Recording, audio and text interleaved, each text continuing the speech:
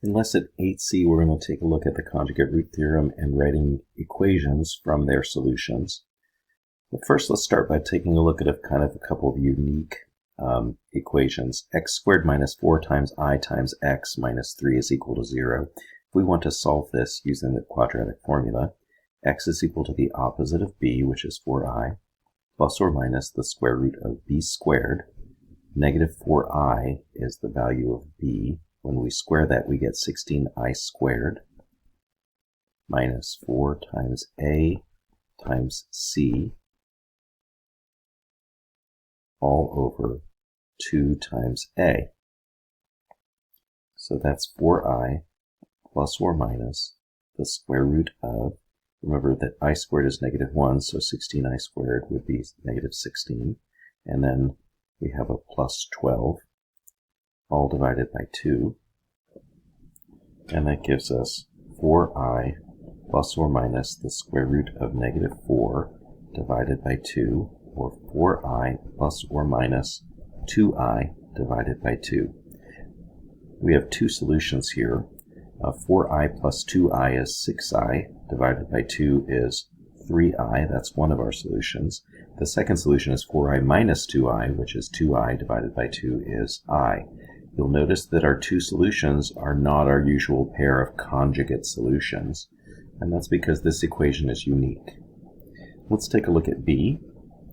In order to solve this one, we can solve this using the quadratic formula as well. X is equal to the opposite of b, and remember b is the coefficient of x, so that's negative square root of 3, plus or minus the square root of b squared, and if b is the square root of 3, then b squared is 3, minus 4 times a times c all over 2 times a. So this solution is negative square root of 3 plus or minus the square root of 3 plus 24, which is 27, all divided by 2. That's square root of 3 plus or minus 3 times the square root of 3 over 2. And negative square root of 3 plus 3 times the square root of 3 over 2 is 2 square root of 3 over 2, or just the square root of 3. And negative square root of 3 minus 3 times the square root of 3 over 2 is negative 4 square root of 3 divided by 2, which is negative 2 times the square root of 3. So this has two solutions, the square root of 3 and negative 2 times the square root of 3. And again, they are not conjugate pairs. So sometimes that these irrational and non-real solutions don't form conjugate pairs. They don't because of the coefficients that we noticed in the original equation, and we had a non-real coefficient in one, and then we had an irrational coefficient in the other. The conjugate root theorem says that if p of x is a polynomial with real number coefficients, then the non-real solutions to p of x equals 0 must come in conjugate pairs in the form a plus bi and a minus b times I. Secondly, if we have a polynomial with rational coefficients, going a little bit farther, then any irrational solutions to p of x equals 0 must come in conjugate pair forms in the form c plus the square root of d and c minus the square root of d. And a and b and c and d are just placeholders for numbers here. So we're only going to consider equations with integer coefficients, so both of these theorems will apply. Irrational and non-real solutions will be in conjugate pairs. So, for example 2, if p of x is a polynomial with integer coefficients, and p of x equals 0 has solutions of negative 5, 1 minus the square root of 7, and 4i, what other numbers must also be solutions of p of x equals 0? Well, this is a real solution. That's a rational number, so that will not necessarily have a conjugate pair. But the irrational solution of 1 minus the square root of 7 must also have a conjugate pair solution. And our other solution, which we could say is 0 plus 4i, will have a conjugate solution in the form 0 minus 4i, or just minus 4i. So that gives us a total of 5 possible solutions here, so the least possible degree of polynomial p of x must be degree 5. In B, we have solutions of -3. That's a rational number. 4, also a rational number. Here's an irrational solution. So that's in the form 0 plus 2 times the square root of 3. So 0 minus 2 times the square root of 3 must also be a solution. And if 5 plus 2i is a solution, then 5 minus 2i must also be a solution. Now we have a total of 6 solutions, so that's the least possible degree of degree 6 for polynomial p of x. Now, given that you have zeros, which I can call r1, r2, r3, etc., of a polynomial function, the factored form is y equals a times x minus the first 0 times x minus the second 0 times x minus the third 0, etc. To write an equation in standard form with integer coefficients, we're going to multiply our factors together and use any value of a that will clear any fractional values. So, in example 3, we're asked to write an equation of a polynomial function of least possible degree with integer coefficients and the given zeros. So, if I have a solution x equals 1/2, then I must have a factor of x minus 1/2. And if I have a solution x equals 5/3, then I must have a factor of x minus 5/3. Now what we can do is, to clear fractions here, we can take and multiply this factor by 2 and the second factor by 3. So I'm going to distribute each of those multiplications to each of those factors and set these polynomial factors equal to 0 because we were asked to write an equation. So 2 times x minus 1/2 is 2x minus 1, and 3 times x minus 5/3 is 3x minus 5. So now we can multiply these together. Foiling, our product of our first terms is 6x squared, and the product of the inner terms is -3x, the product of the outer terms is -10x, so that gives us a middle term of -13x, and the product of the last terms is +5. So there's our polynomial equation, which has an equal sign in it, that has solutions, the two given solutions. Alright, in B, we have two solutions that are given, but these are an irrational solution and an imaginary solution, so their conjugate pairs will also be solutions. So negative square root of 7 and positive 2i will also be solutions. So that means that x minus the square root of 7 and x plus the square root of 7 will be factors.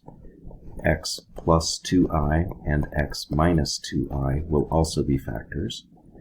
And the product of all those factors will be equal to 0 to form an equation with the given solutions.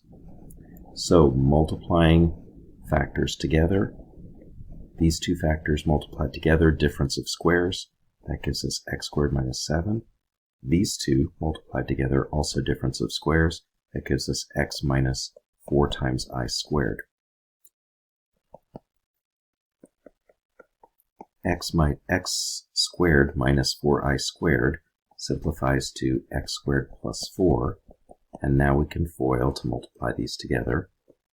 The product of the first terms is x to the 4th power. The inner product is negative 7x squared. The outer product is positive 4x squared. They add to negative 3x squared. And the product of the lasts is negative 28. So there's our polynomial equation with the 4 solutions, 2 of which we were given. In C, we have 2 given solutions, one of which is an irrational solution. So that means that its conjugate pair, 5 times the square root of 2, will also be a solution. So that means we have 3 solutions. If we have a solution of 5 root 2, then if we have a solution of negative 5 root 2, then x plus 5 root 2 is a factor. If we have a solution of x equals positive 5 root 2, then x minus 5 root 2 is a factor.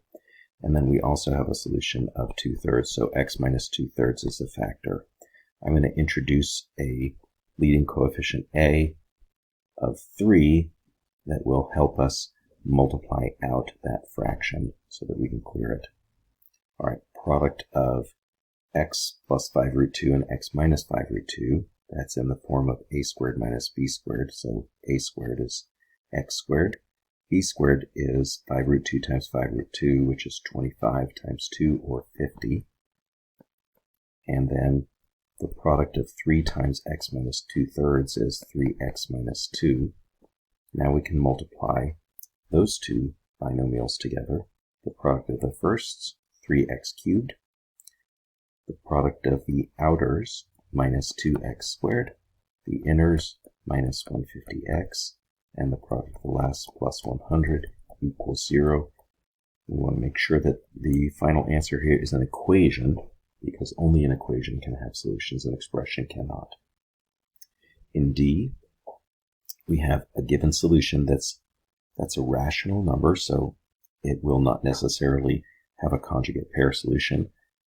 I times the square root of 3 will have a negative I times the square root of 3 as a conjugate pair solution with it, if the coefficients are to be rational numbers. So our factors are x plus 2, that has a 0 of negative 2, x minus I root 3, and x plus I root 3.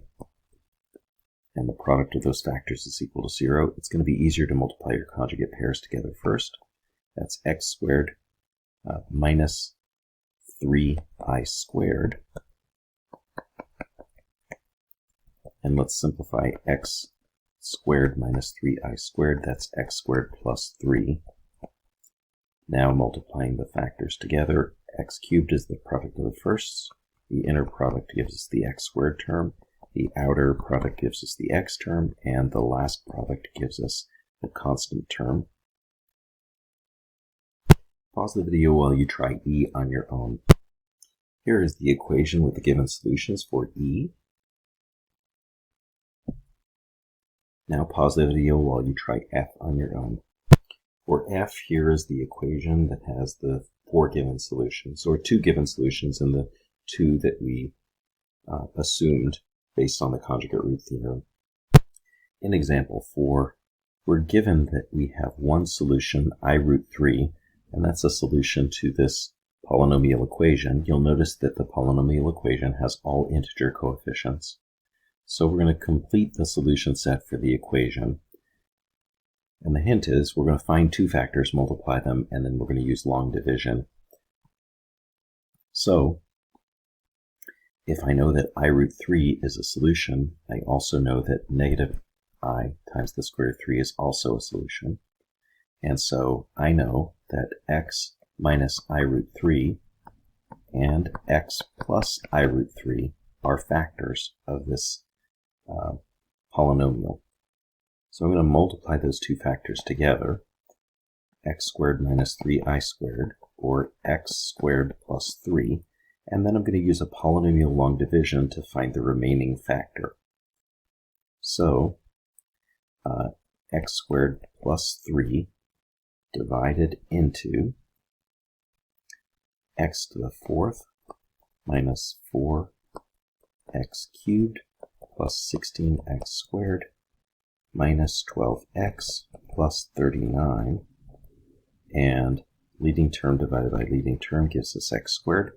X squared times x squared plus 3 is x to the 4th plus 3x squared. Be careful to line up like terms. We're going to change the signs of each of those results to negative, and then add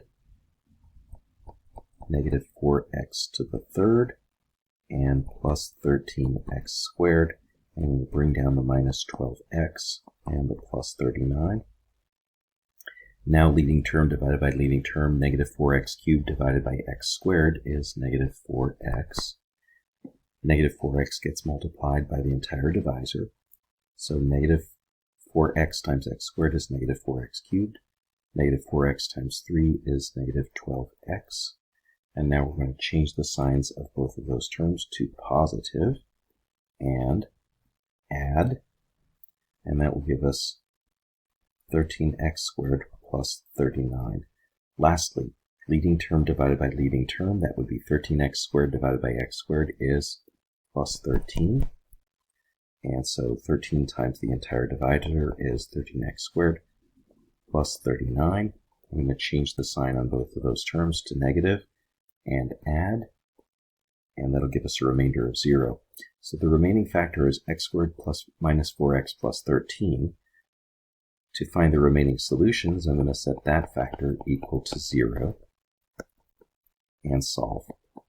I'm going to use the complete the square method here, although you could use the quadratic formula.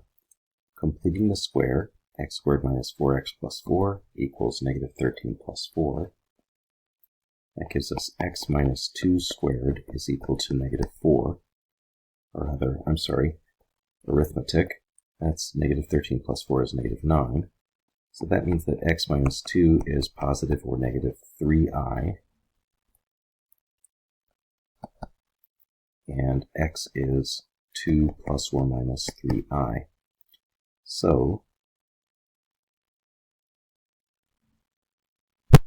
the complete solution set for this equation is I root 3 and negative I root 3, and 2 plus or minus 3i, 2 plus 3i, 2 minus 3i. So we have a total of 4 solutions here. A definition for you: a double root, a root of multiplicity 2, or a triple root, a root of multiplicity 3, is a repeated solution. We're going to show what that looks like here with the quadratic equation x squared minus 10x plus 25. I'm going to show that has a double root. So I can factor x squared minus 10x plus 25 equals 0. I can factor that into x minus 5 times x minus 5 equals 0. So using the zero product property, if product of two factors is 0, then the first factor is equal to 0, or the second factor is equal to 0. Each of these factors gives me a solution of x equals 5. So this is a quadratic equation where we're expecting 2 solutions, but both solutions are the same number. So what that means is x equals 5 is what we call a double root to this equation. It's a quadratic equation expecting 2 solutions, but both solutions are the same.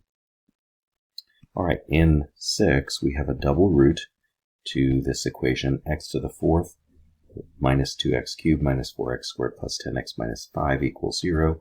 We are to find the complete solution set. So that means that x minus 1 is a factor here twice. So I'm going to divide by x minus 1, but I'm going to do it synthetically because we're dividing by a factor with a rational solution. Bring down the 1 times 1 is 1. Add that column times 1 is negative 1. Add that column times 1 is negative 5. Add that column times 1 is 5, and we get remainder 0. Now x minus 1 is a factor that can be divided out twice since we have a double root. So I'm going to divide the remaining factor by x minus 1 again. Bring down the 1 times 1 is 1. 0. When I add that column times 1 is 0.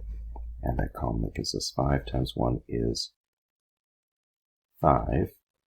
And I think I've made a mistake here, which I'm going to correct. There should have been a negative there, so there should be a negative there when we bring that down. And then negative 5 times 1 is negative 5. And then adding, we have a 0. Here's our remaining factor. And so we're going to take that remaining factor, which is x squared minus 5 is equal to 0, and solve. So that's one that's fairly easy to solve by just moving the 5 to the right side of the equation by adding, and then taking a square root. That's going to give us the 2 remaining solutions. So our 4 solutions are 1, which was a double root. So that's going to it's going to count for 2 solutions.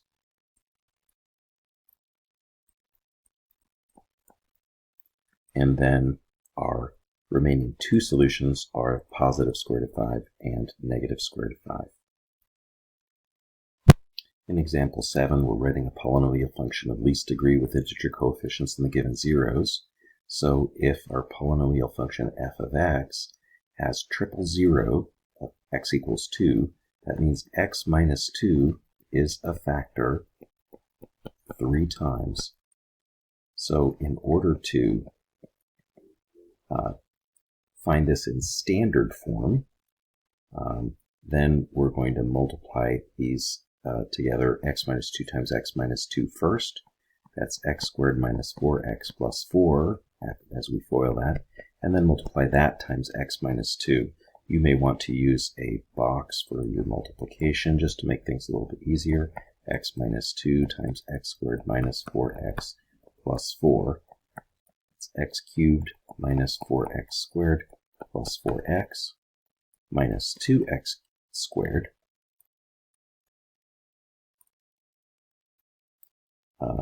plus 8x minus 8. So adding together all like terms here, that's x cubed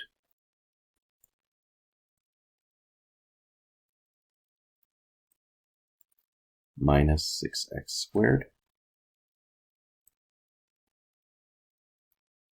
plus 12x minus 8. In B, we're writing a polynomial function, which I'll call f of x, and negative 1 is a double zero.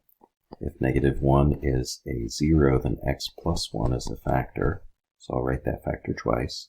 And then we have a factor of x plus 4i that gives us a solution of negative 4i when f of x is set equal to 0. But our conjugate pair will also be a solution, so that means we also have a factor of x minus 4i. All right, multiplying these two factors together, x plus 1 times x plus 1 is x squared plus 2x plus 1, and then x plus 4i times x minus 4i is x squared minus 16i squared. And that's x squared plus 2x plus 1 times x squared plus 16, since I squared is equal to negative 1. If we want to use a box for this multiplication, again we can.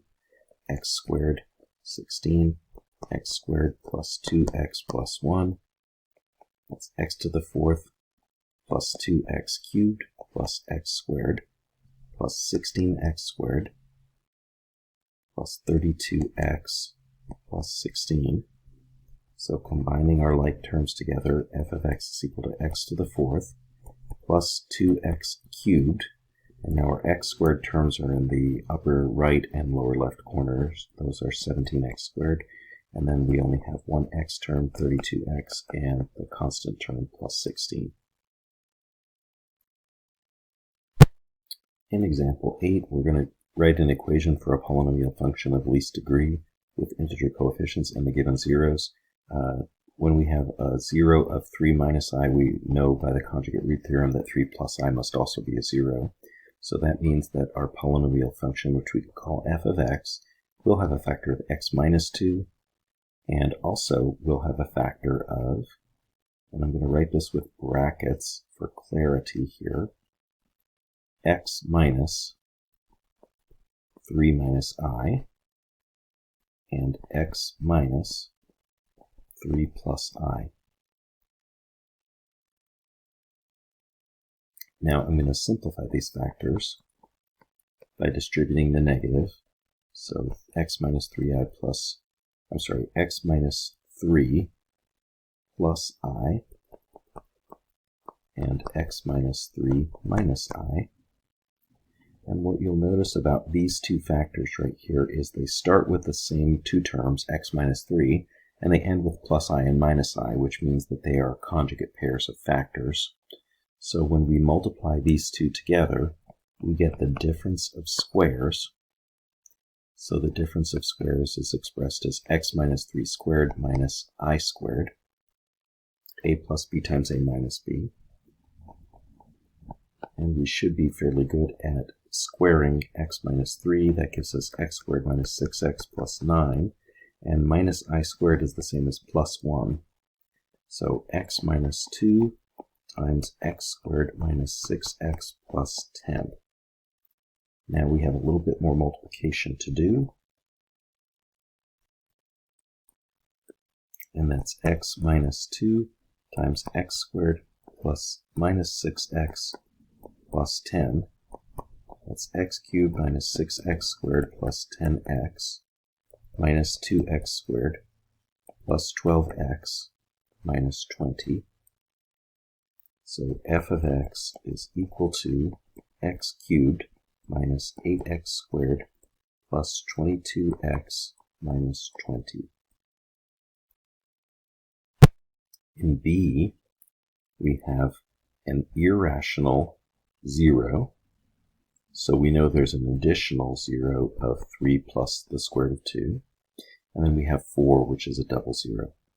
So our factors are going to be x minus 3 minus the square root of 2, and x minus 3 plus the square root of 2, and then x minus 4, and also another x minus 4. The factors inside the brackets, negative can be distributed. And x minus 4 times x minus 4 is x squared minus 8x plus 16. And the two factors at the beginning are in the form a plus b times a minus b. So when multiplied together, we get a squared minus b squared.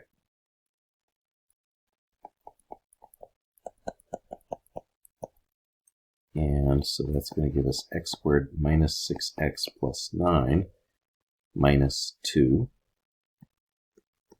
times x squared minus 8x plus 16, or x squared minus 6x plus 7 times x squared minus 8x plus 16. We have a little bit more multiplication to do, and I'm going to skip that multiplication and just write the result. And that would be the polynomial in standard form once we multiplied all terms together. All right, your turn. Write a polynomial function with the given zeros with integer coefficients. And here is the polynomial function. Don't forget to write f of x equals with your final answer. All right, one last example. Given that 3 minus the square root of 7 is a root of this equation, or a solution to the polynomial equals 0, find the solution set of the equation. So if we know that 3 minus root 7 is a root or a solution, then we know that there must be a factor of x minus that solution. And we also know that there must be a conjugate solution. So x minus 3 plus the square root of 7 must also be a factor. Let's multiply those two factors together. When we simplify them, they're x minus 3 plus the square root of 7 times x minus 3 minus the square root of 7, which is in the form a plus b times a minus b. And the product is a squared minus b squared. And that's x squared minus 6x plus 9 minus 7, which is x squared minus 6x plus 2. That gives us a known factor of this polynomial. If we find the other factor, then we can just set that other factor equal to 0 and solve. So I'm going to use long division. X squared minus 6x plus 2 divided into x to the 4th minus 4x cubed minus 11x squared plus 10x minus 2. And x to the 4th divided by x squared is x squared.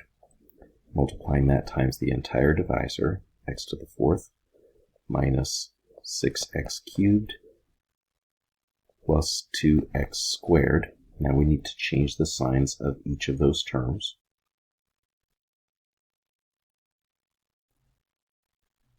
First to negative, second to positive, and third to negative, and then add. That'll give us 2x cubed minus 13x squared as a remainder. Leading term divided by leading term. 2x cubed divided by x squared is plus 2x times the entire divisor is 2x cubed minus 12x squared plus 4x. And I'd forgotten to bring down my remaining terms. And then changing the signs of those terms and adding.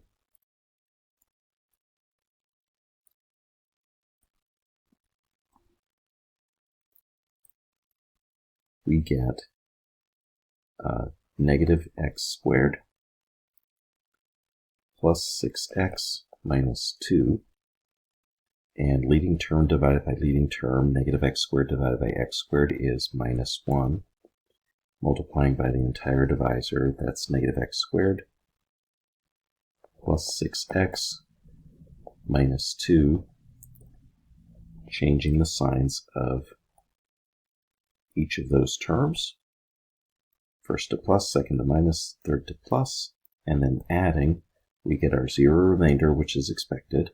I'm going to take the quotient and set that quotient equal to 0, and then solve. This is a great one to do by complete the square. So I'm going to add 1 to both sides, and then complete the square with a plus 1. So x plus 1 squared is equal to 2, which means that x plus 1 is equal to plus or minus the square root of 2. And adding negative 1 to both sides, x is equal to negative 1 plus or minus the square root of 2. So the complete solution set is all 4 solutions to this equation, which were the 3 plus or minus the square root of 7. Those were our first 2 solutions, and then negative 1 plus or minus the square root of 2 are the remaining solutions.